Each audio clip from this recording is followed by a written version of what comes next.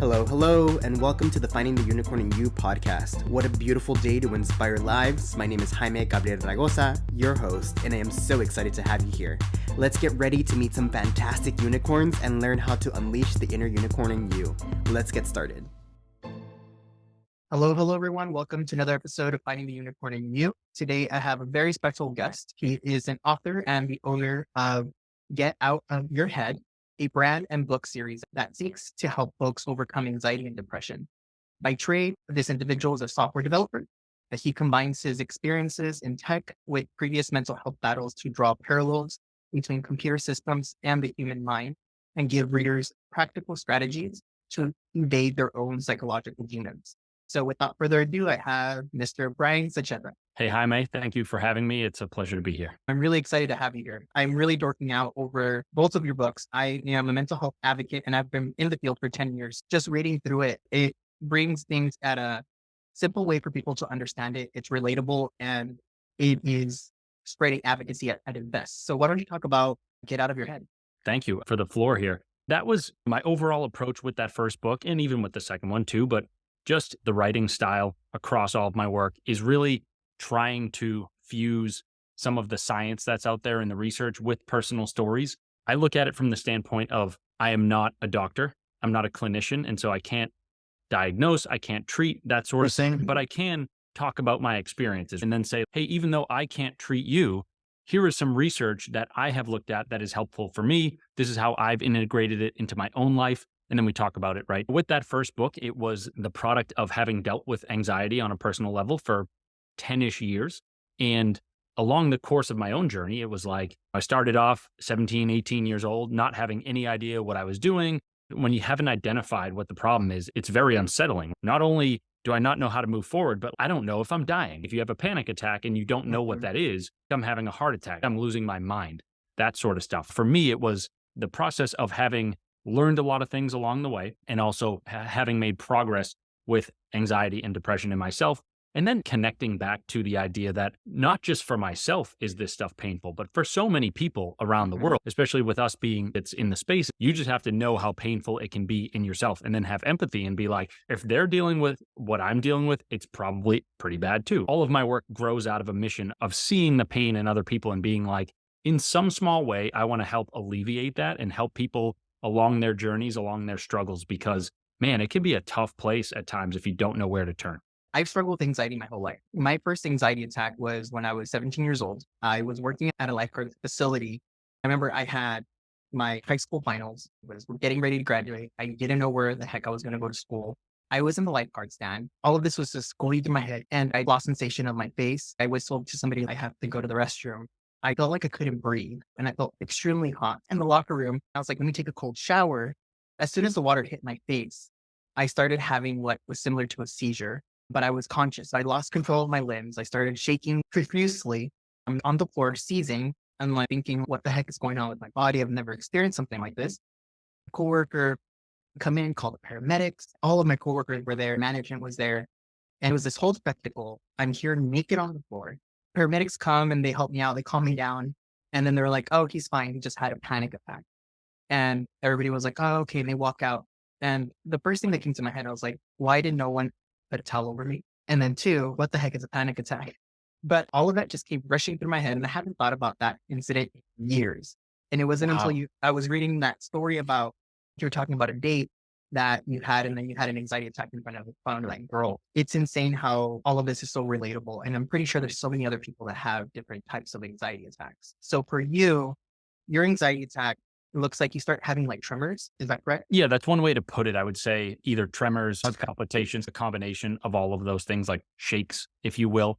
I've had a couple panic attacks in my life, both of which I talk about in that book. And like you said, it manifests in different ways for different people. One of the ways that like my approach to the writing, right, is like I'm trying to make things general enough and distill things down so that when you are reading, you can say, even though the way that my panic attack manifested was different, common threads there. And as a side note, I want to say thank you for sharing that story and your vulnerability there. That must not have been easy to go through. None of this really is, but having these conversations, sharing stories with other folks, that does help to a degree.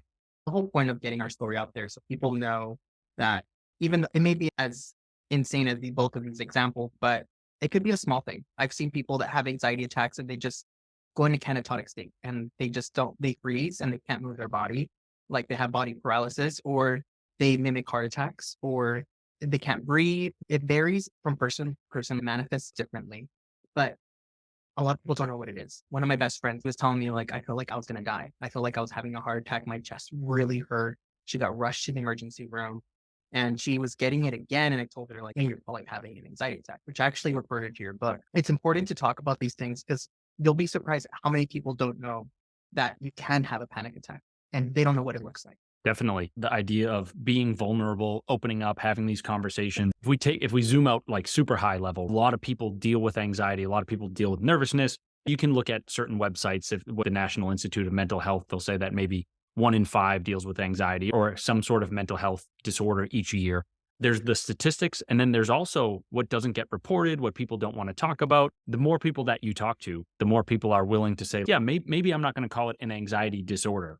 I had an experience where I was really nervous or something to that tune. As we expand this conversation, it becomes really helpful for everybody to just, I don't know what the right word is, sort of set expectations with one another or like get to baseline in the sense that if we are able to have a conversation and say that what we went through, even if it was difficult, it was still okay. It's this mechanism that like triggers in your brain where maybe, not all the time, but maybe the next time that you go into one of those anxious states or something, you can have this awareness to say, yes, this does totally stink, but I'm going to get on the other side of it. And then it prevents this next level cascade of stress hormones and fear and whatnot from sending us into a downward spiral. I agree. He said the statistics that we have is based on people who report it. And there's a lot of people that don't because one, they don't know what they're going through. Two, they're embarrassed to talk about it. Or three, they just don't know how to report it. What led you to creating your own framework, the 10 steps of how to get out of your head? What led you to, I'm going to put it into a book and let the whole world read my story? It's hard to say. It depends on the frame through which I look at the past. One of them is I was dealing with anxiety for a long time. I had this like notes file on my phone and I would just write down anything that came to mind. If it was a strategy, if it was some perspective, if it was like a story that I wanted to capture, like I just put all of my notes in this one spot on my phone for a really long time. And just for no real reason other than trying to help myself. And eventually I was like having a conversation with friends and whatnot. And we were talking about what's on our bucket list. I remember I wanted to write a book. I also have all this content on the mental health side. Could I write a book there? The reason I say it depends on the frame through which I look at this. When I was 18, it was like the frame was, I'm dealing with something that's really painful for me. I don't know how I'm going to resolve it. But, when you're 18 and full of testosterone and borderline crazy, and I don't mean that in a derogatory way, just a kid, like with a ton of energy. I remember being 18 and just like one of those like balls to the wall attitudes being like, I'm going to figure this out. I'm going to do all this great stuff. I'm going to write a book. I'm going to publish a blog, whatever. And so I guess it depends at a year at which I look at the journey when it comes to answering the specific question of the framework itself. That was interesting. There was this experience I had when I was at a client's office and I was going through this anxious episode where I wrote down a bunch of stuff like at the same time. And that none of this was like crazy intentional. I remember saying, wow, I really do have a lot of content now. And if I distill all these notes down, it looks like I have my framework here. And the funny thing is there was probably 12 or 13 steps in there originally. And then you have to go through the editorial process and say, this one's a little too similar. The list is too long. We got to pare it down. So I don't have a great answer. It was more like given the year, given the day, just living my life, trying to figure out sometimes it takes time to process things. And for me, it was over the course of multiple years. And then eventually, I don't know. It's so funny. I could talk about this all day. It's like what really made me want to write the book, the first one, was feeling as though I had made some breakthroughs. The funny thing about that is like, I look back now and I was 25 and I was like, I'm going to write this book. When you're 25, you have an inflated sense of self and ego and all that stuff. And I was like, I've made all this progress and I don't know if anybody else has. Or looking back, it's like, yeah, a lot of people have. That's whatever. But I also look back and I say, I'm glad that I had that reaction because if I didn't, I wouldn't have written the first book. I'm 32 today. If I had gotten to this point, not having written anything yet, I might be like, oh, maybe I won't. So you almost need sometimes that sense of, I don't even know what it is, that false sense of confidence as a kid where you just have a ton of energy and whatnot. So long-winded answer, combination of the experiences, combination of the feelings and whatnot, and also just being that age. But I'm glad that I got started because now we're here. So it's great. What kind of led me to write the second volume? That one's easier to talk about. I was getting ready to hit the button to publish the first book and started to realize that I was not in a good place mentally. As I worked through it, it was like, okay, this is depression. I've been here before, but it's been a long time. And in my head, I was kind of like, I really thought that I worked through this thing. I was good, so to speak. But obviously, you get older, you learn more things, you understand that times can change, and maybe the strategies that you had previously aren't necessarily suited for new challenges. So it was a shorter timeline. It's like I basically went into this depressive episode in the fall of 2018, and it lasted like about a year, maybe a little bit longer, something like that. But I guess having already gone through the process of, okay, I'm experiencing these things in my life, I'm then trying to turn around, make sense of what I'm dealing with, find strategies to cope and all that. It was more of take the experience of the first book, compress it down. And I had the formula, so to speak. So it was also nice in the sense that I was already thinking in that fashion. Don't get me wrong, depression is awful. And people who deal with it, like you have my sympathy. And it was, when anybody deals with it, it does stink.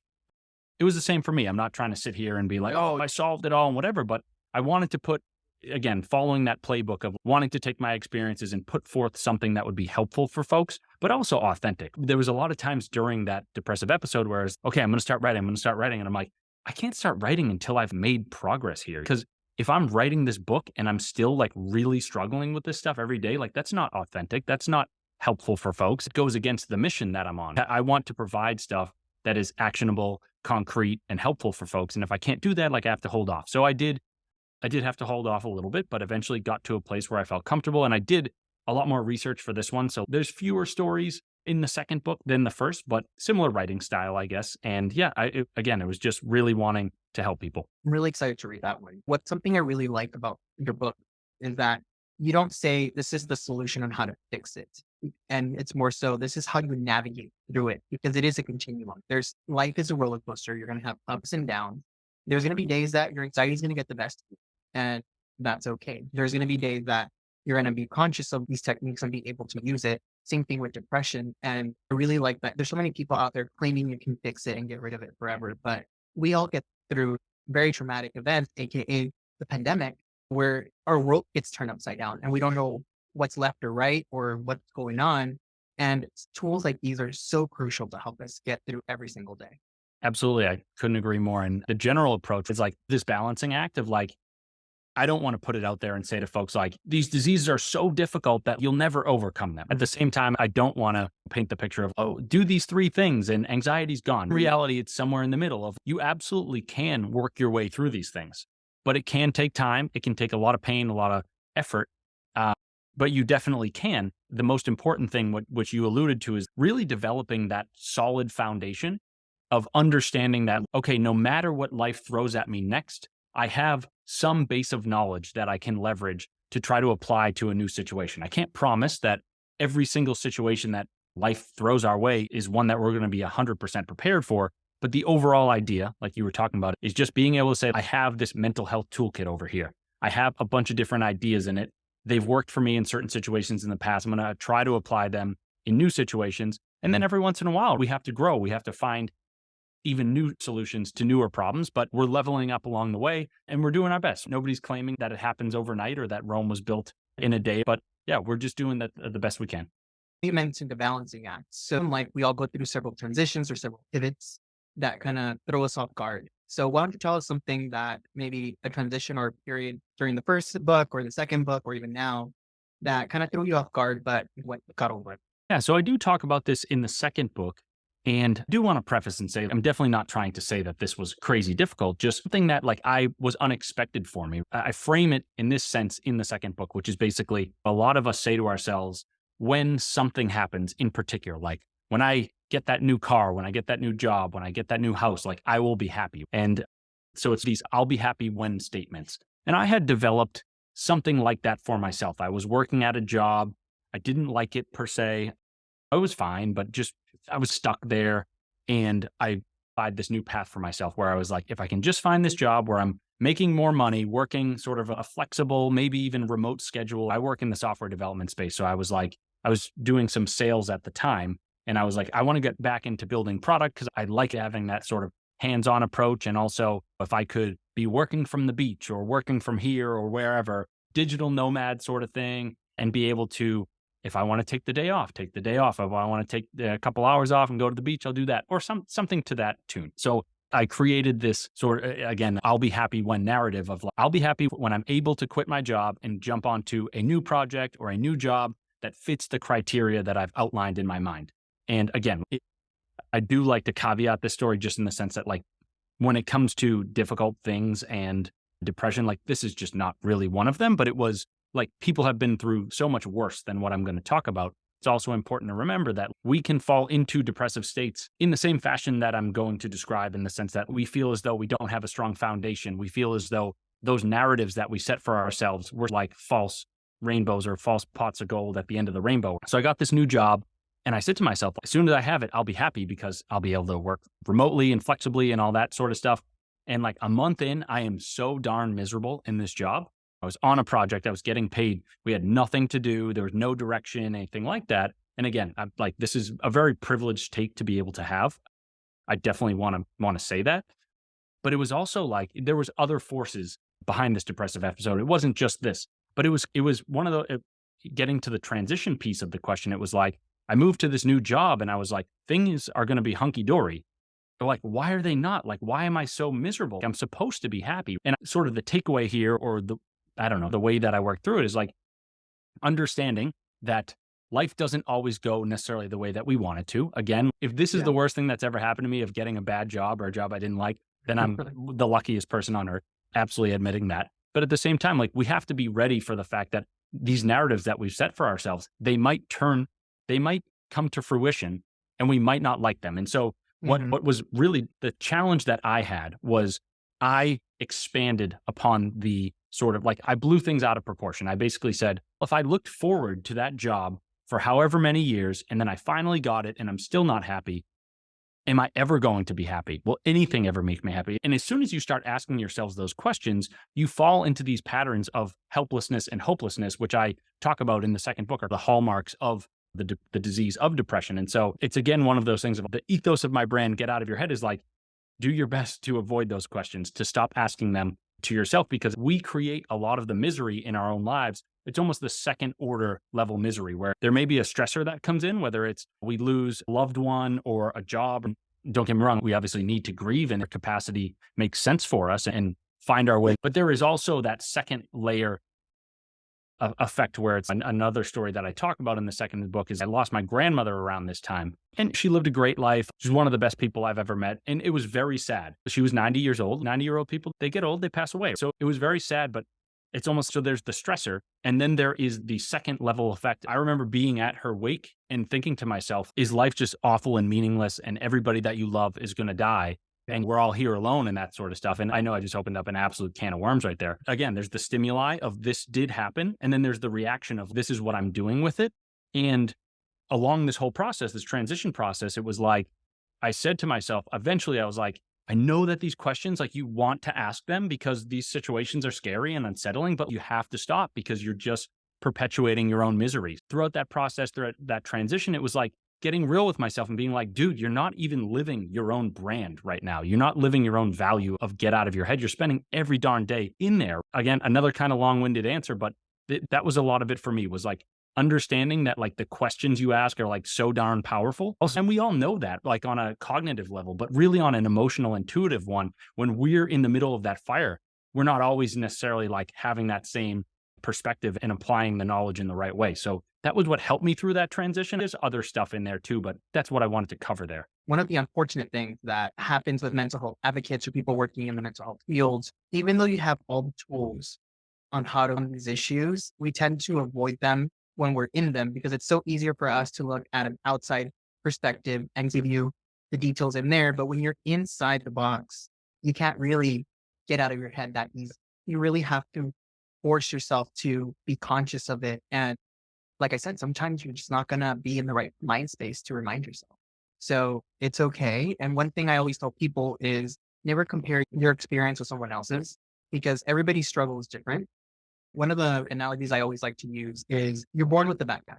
As you go through your travels up the hill, people will be adding stones into your backpack that makes it a little bit heavier. It can be trauma, it can be identity, it can be experience, whatever it may be.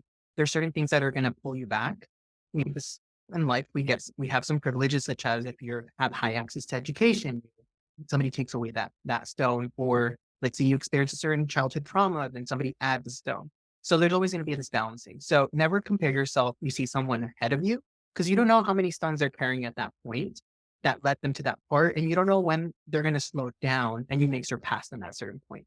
So just because you're experiencing something, somebody else is experiencing so much worse doesn't mean that they may not have experienced that in the past that allowed them to now move forward through that instance. You had a lot of great points there. It's like to talk about in the first book, step 10 is remember this too shall pass. It's tough when you're in your head. It's hard to remember that. It's almost the importance of having a coach or a mentor or a therapist or a doctor or something is they can see outside of you. And we have a really hard time doing that, especially because so much of this activity happens on a subconscious level. When you can reconnect to that and be like, yes, this absolutely stinks, but like we're putting ourselves through these mental models of saying to ourselves, like so embedded in the fear, the depression, whatever it is, that it is permanent because that's all we see at the moment. But mental health or mental illness has a way of blinding us and being like, if we're able to run through some of the steps that I talk about in the books, take the blinders off and then say to ourselves like, oh, okay, I know this still stinks, but tomorrow is where I need to set my sights on because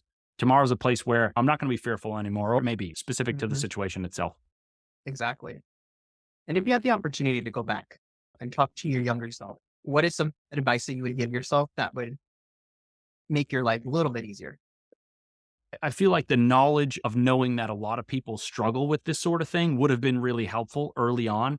And then also just telling myself as a kid, I love you, man. You're going to get through it. I'm here with you, man. You're not alone in this battle. You will figure it out somehow. It's easy to forget to love ourselves. You have to be able to love yourself the way you want to love someone else.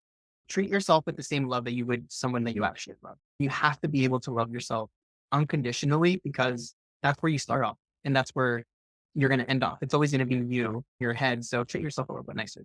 You hit the nail on the head there. I absolutely love that. You can tell with my brand, like I bring a little bit of the tough love aspect where I don't want, and everybody has their own formula that works for them. For me, it's my flavor is that tough love where it's, I don't sugarcoat things to other people for the most part. Obviously, some situations call for it, but I like not sugarcoating things for myself. If I say, hey, you're struggling right now, but tomorrow's going to be amazing, yada, yada. It's like, you still have to give gravity. And this is not a retort at you. It's just explaining my philosophy. You still have to give gravity to the difficulty of what you're going through. So it's like, yes, it's for me, having that love and being like, dude, I love you. I know this sucks, but I love you. But also really making a point of saying like not ignoring what it is that's going on at the moment, right? Exactly. You still have to persevere. So don't coddle yourself to the point where you ignore the situation because it's going to come back. And you can only repress the problem for so long. Like you said in your first book, we are in a run or fight type of situation. So you can run away from the problem, but eventually the problem you're going to be right in front of it. You're going to have to fight it through. One way or another. Okay. So if you had to pick one of the most challenging transitions for you in your life, what would you do? The most challenging transition.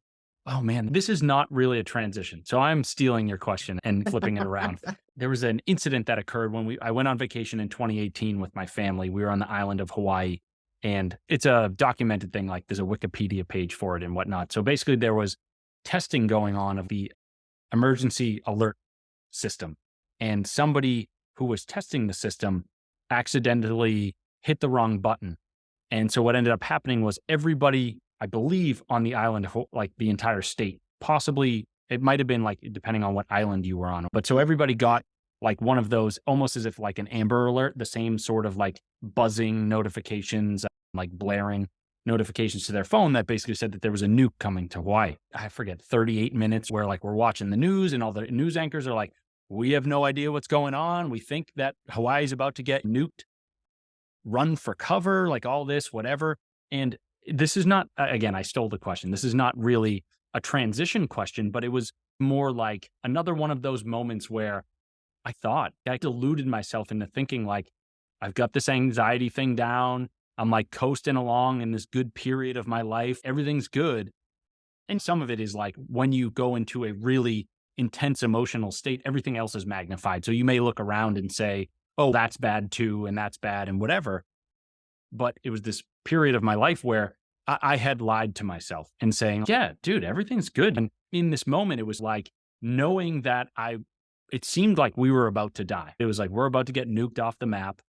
It really put things in perspective in a way that, like, thank God we got out of that situation alive, because now I'm able to actually do something about the insights that I had. But if not, that's just so horrifying, so awful, such an awful way to go. And so I remember trying to make sense of that moment when I came home.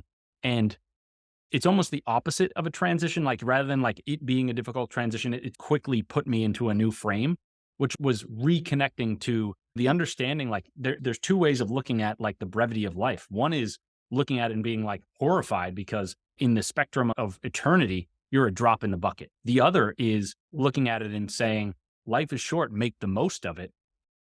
That moment really put things in perspective on me. And again, it changes sometimes based on the day. But for a good long while there, I was looking at everything and saying to myself, like, you're blowing things out of proportion, Brian. Deathly afraid of going on a date or a job interview. You almost just got blown off the face of the earth.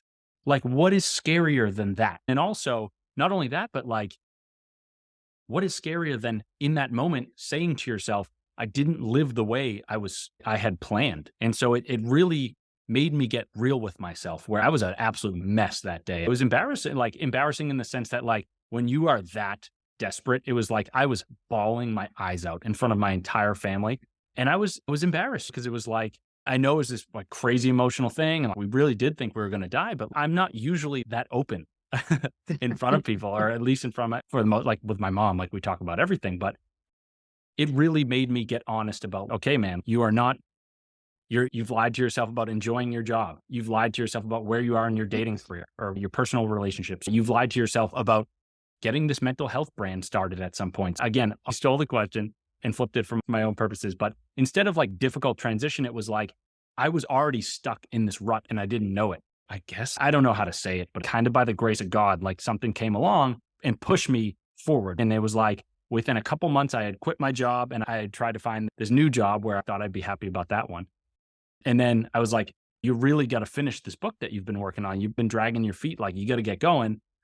And I guess on the personal relationship side, it was like, get on a bunch of dates. I know it's going to be a little bit scary, but think about getting blown off the map. You know, it's unsettling for people that are listening. We all get a little complacent with things and we're like, life is okay. But then it really does take a big event like that to sometimes put our life into perspective. Am I really okay? Am I really the happiest right now that I could be? Or am I just settling? Which I can only imagine you had an appropriate response for almost dying. And a nuke is something that I always have anxiety over in my head. I saw a documentary where what would happen and how big it would, Oh God. the nuke would be if they hit LA. And I'm like, am I in the jurisdiction? I was like, yeah, I'd be blown to bits. Horrifying. Yep. I try not to go there as best as I can. Yeah, but it was a transition in your life. The event forced you to take things into your life in your hands and go the right direction. So let's say, because not everybody goes through a pivotal life event like that. So if somebody is stuck in a rut where they don't know what to do and they're not really content with their life, what advice would you give them? I say this from a place of humility and understanding. I didn't know what I was doing. I don't want to come off as though I'm trying to sound like an expert when I make a lot of mistakes myself. But I guess having been through that period before and some other transitions to it, the thing that has worked for me, and that's what I tend to go back to that because I can't promise that what has worked for me is going to work for you. So I can't necessarily say you should do this. But what I can say is like, because this has worked for me, like I'll tell my story. And if it resonates with you, then run with it. So on that front, there's a couple things that are important. Like for me, being honest with myself, which again, I was not doing in 2018, but I've done in other periods of my life, being honest with yourself and saying, okay, taking stock of where you're at. Like, what is it specifically that is frustrating you right now? Because one of the tough things about whether it's anxiety, depression, or just general malaise or something where we are in a rut, one of the difficult things is it like bleeds into every aspect of our lives. And then we're looking at everything and we're saying, that's awful and that's bad and whatever. But what we really need to do is we need to figure out where the source of that was. So let's reverse that bleeding process and say, no, where is this emanating from? Some of that comes down to being very honest with yourself, sometimes brutally honest. Let's just say you've been in a relationship for like several years and the relationship is the problem.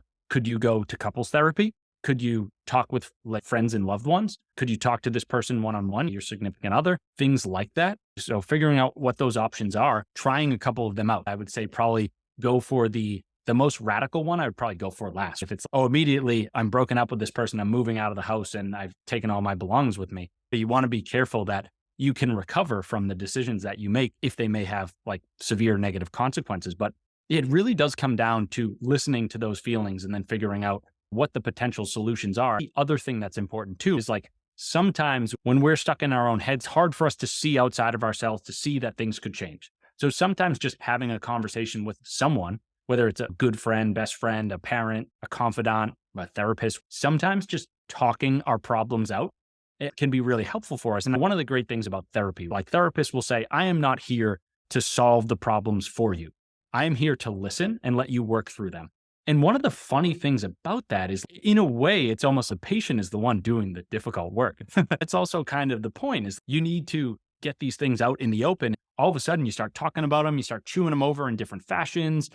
And also, depending on the relationship of the person you're talking with, maybe you don't want to talk about things in a certain fashion. And then the way that you talk about them, if you say, oh, I do this thing every morning, and honestly, like I'm embarrassed about it, it's a little bit weird to do. Like that shows you like there's some emotion there tied up in it. And then you have to work through it. Finalizing this thread, basically having those conversations with other people helps you work through some of the issues. So I would say in tandem, those two ideas of figuring out what the source of the problem is, maybe there's 3 buckets here, coming up with some potential solutions, but also along the way, having conversations with other people, because folks will say no man is an island. We need other people in our lives, not just for the connection, but also like you have conversations and all of a sudden it's, I'm sure everybody's had a conversation like this where somebody just blabs for an hour and you're sitting there, am I ever going to get a word in? And at the end, they're like, wow, that was so helpful. Thank you so much. And the other person's, I didn't do anything. A lot of mental health is all reflection, being able to use somebody as a sounding board.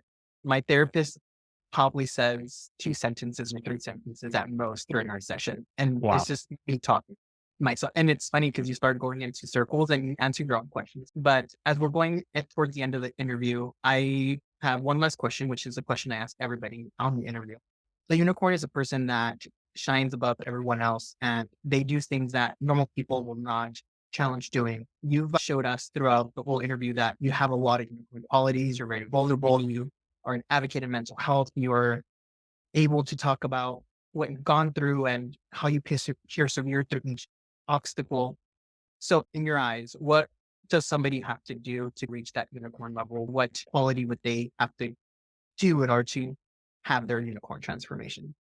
It's a good question. Some of it comes down to, again, like listening to your gut and listening to like your own values or saying and I remember writing this to you about on email. I was like, I'm going to pitch myself as a unicorn because I know that's like how the podcast goes, but I also just hate tooting my own horn. So I'm like, I don't know. I'm going to put that out there anyway. But about like how I looked at answering that question, it was like, I started this platform to help people with their mental health. And if you look at the brand itself, it's a little different. It's got these dark tones, the logo for the brand itself, the snake with this snarling, with the tongue and the teeth and whatnot, but it's also got a brain in it. And so I think the brand itself is an extension of me. And the brand itself is unicornish in the sense that it's different. And if I reverse engineer what it took to get there, it's if I hadn't listened to my own struggles, if I hadn't listened to my own values and my own gut feelings and stories, that brand never would have been created. And so I'm not saying that it's necessarily always going to be that case for people, but a lot of the times, like, we blend in with the crowd. We suppress our own emotions, values, drives, dreams, goals, whatever. We're just going to fit in. And I'm also not saying that listening to the voices in your head, saying that it's always going to be great.